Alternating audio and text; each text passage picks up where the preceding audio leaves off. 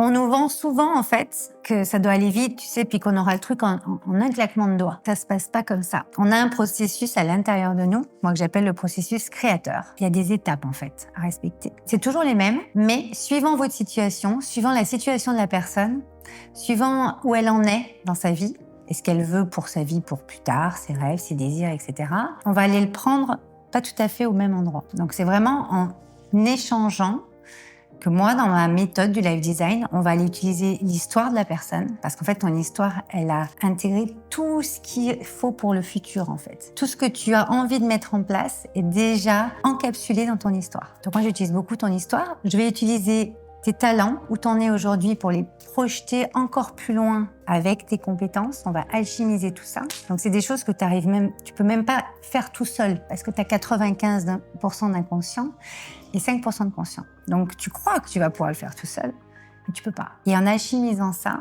on va arriver à quelque chose de très concret, tes offres, comment tu vas te positionner dans ton business, dans cette nouvelle identité. Et on va vraiment te montrer au monde d'une autre manière. Et c'est ça qui va faire la différence et c'est ça que la plupart des personnes viennent chercher parce qu'elles veulent passer au next step. Passer au next step, ça veut dire que où tu en es aujourd'hui, tu dois passer de l'autre côté de la rive. Moi, je t'aide à faire.